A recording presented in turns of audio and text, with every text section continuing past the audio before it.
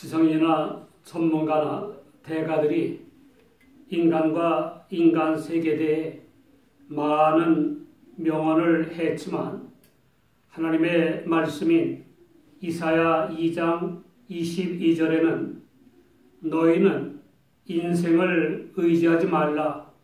그의 호흡은 코에 있나니 수에 칠 가치가 어디 있느뇨?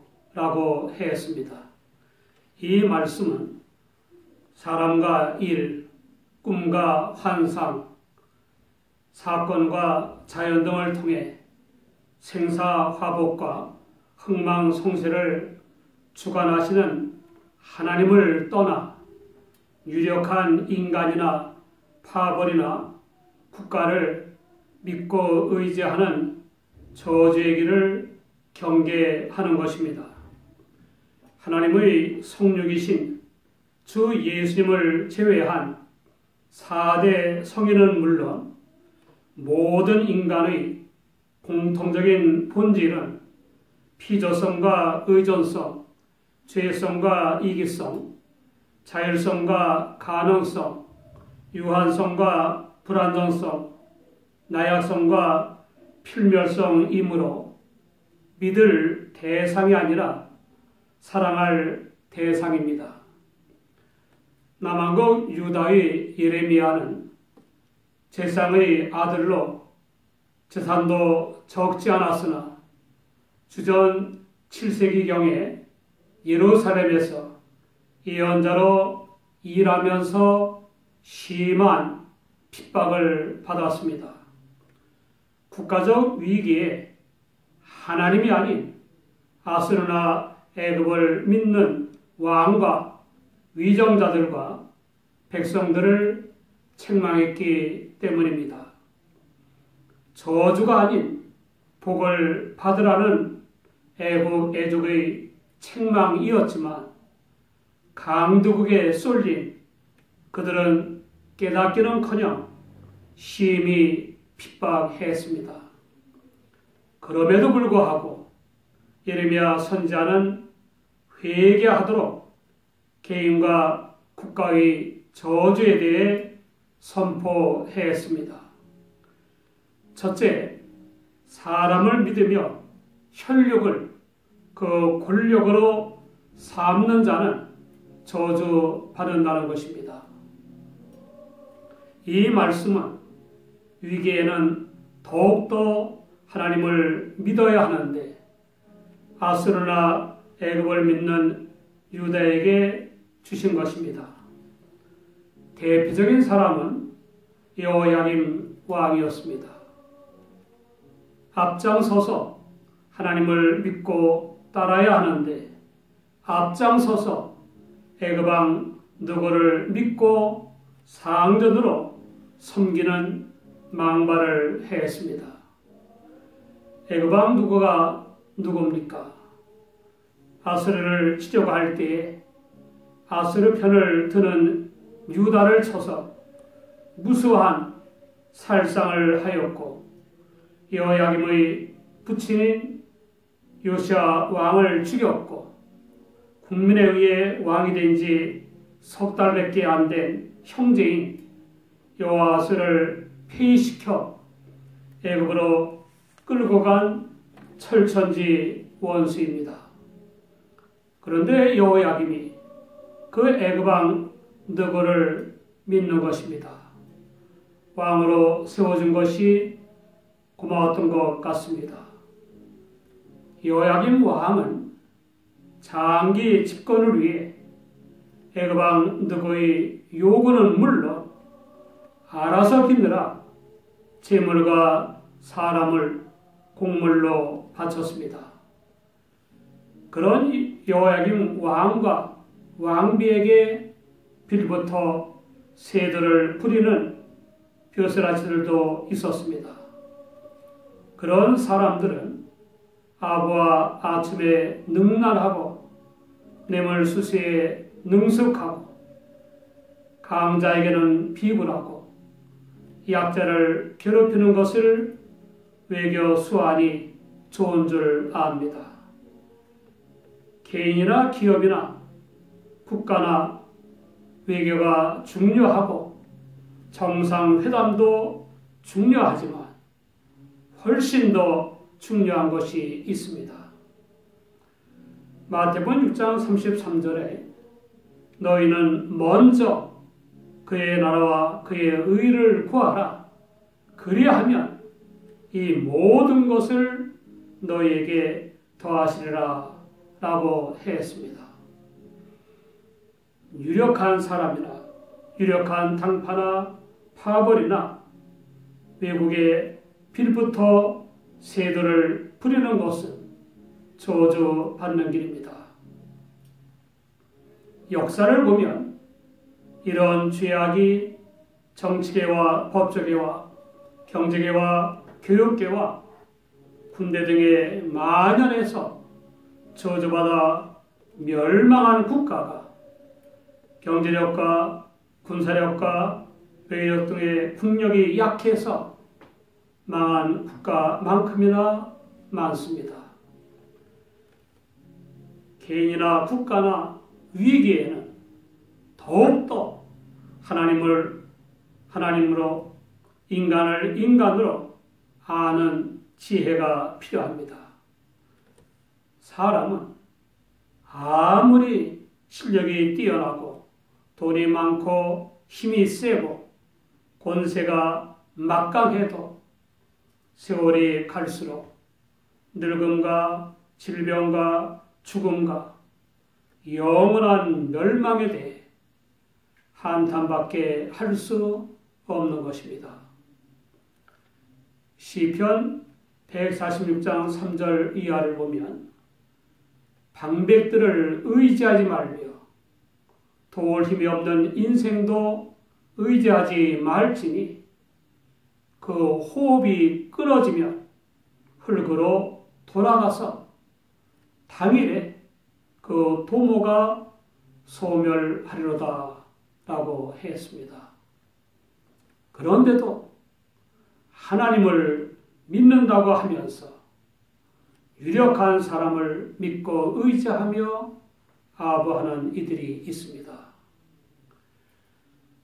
어느 시학대학 이사장의 생일 축하 파티에 참석했던 교수님에게 들은 얘기입니다.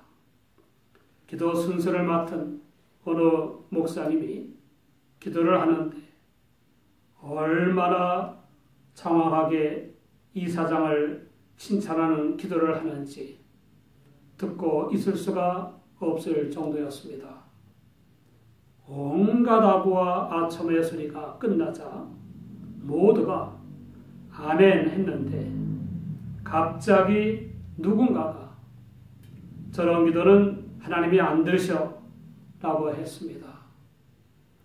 모두가 킥킥거리며 웃는데 또 누군가가 사람도 안 들어 라고 해서 삽시간에 웃음바다가 됐습니다.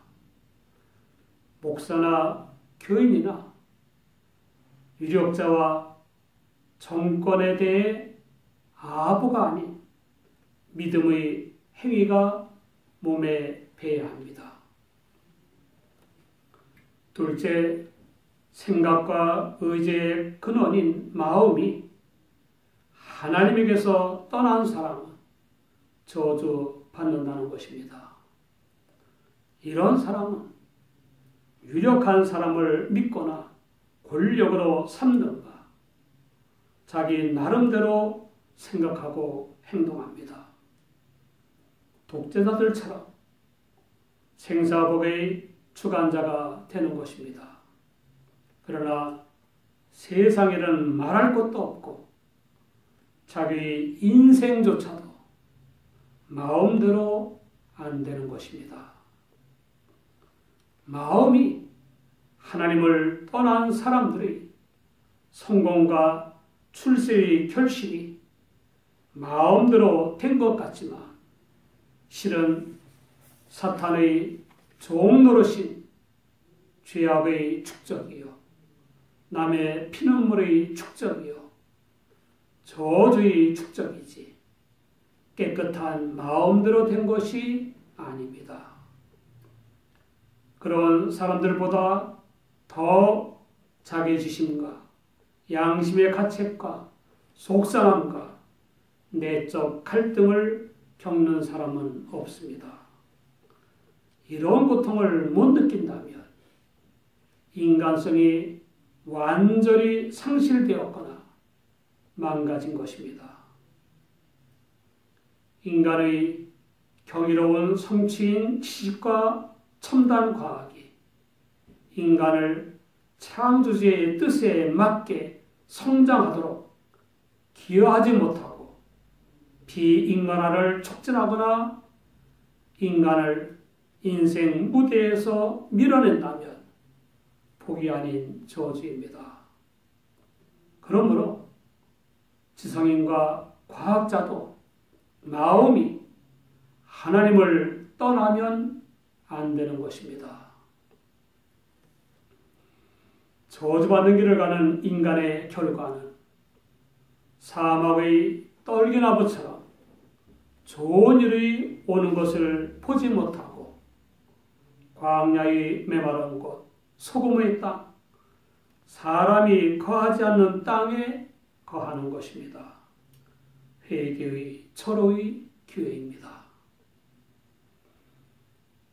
여호야김 왕은 예레미야의 설교를 듣기는커녕 예언서를 불태웠고 선자들을 핍박하고 죽였고 원수인 애굽 왕을 믿고 조공을 바치고 전쟁으로 인한 경제 공황에도 과도한 세금을 걷고 강제로 백성을 동원하여 시온산에 호화로운 외국식 궁전을 지었습니다.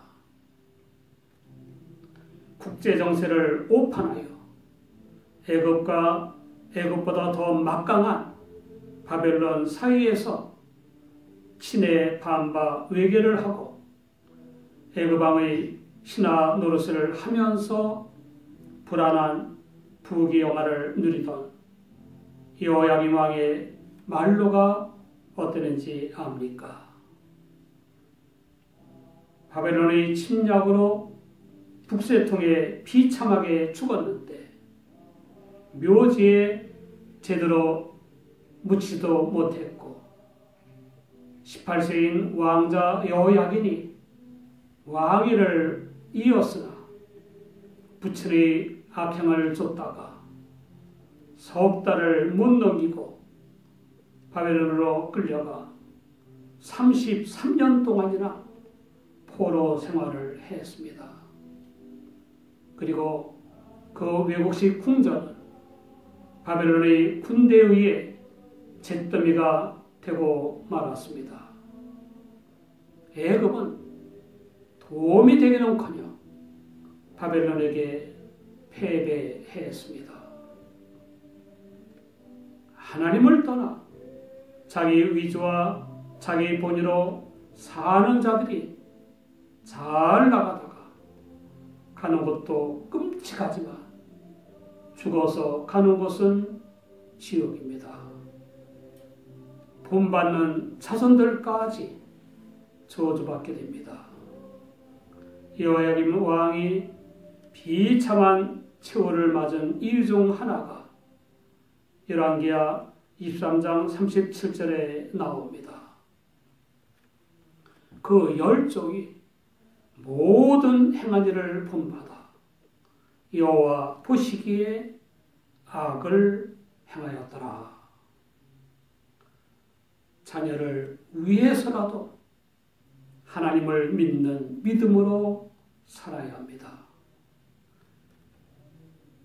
개인과 국가의 저주에 대해 선포한 예레미야 선지자는 개인과 국가의 복에 대해서도 선포했습니다. 하나님을 의지하며 부탁하는 사람은 복을 받는다는 것입니다. 그는 물가에 심긴 나무가 그 뿌리를 강변에 뻗치고 더위가 올지라도 두려워 아니하며 그 잎이 청청하며 가무는 해에도 걱정이 없고 결실이 그치지 아니함 같습니다. 생수의 근원이신 하나님께 뿌리를 내린 우리의 인생에도 무더기와 가뭄 같은 난관이 있습니다. 그러나 난관 때문에 오히려 우리의 인생에 값진 열매를 맺게 하시는 하나님의 능력이 돋보이는 것입니다. 또 물가에 심긴 나무도 성장 과정을 거쳐 열매를 맺는 것처럼 생수의 근원이신 하나님께 뿌리를 내린 우리의 모든 일에도 거쳐야 할 과정을 거쳐야만 많은 열매를 거두게 되는 것입니다. 히브리서 4장 16절을 보면 그러므로 우리가 국률하심을 받고 때를 따라 도없는 은혜를 얻기 위하여 은혜의 보좌 앞에 다음 때에 나아갈 것이니라 라고 했습니다. 79세이신 어느 교인의 글입니다. 김 권사님은 99세인 할머니이십니다.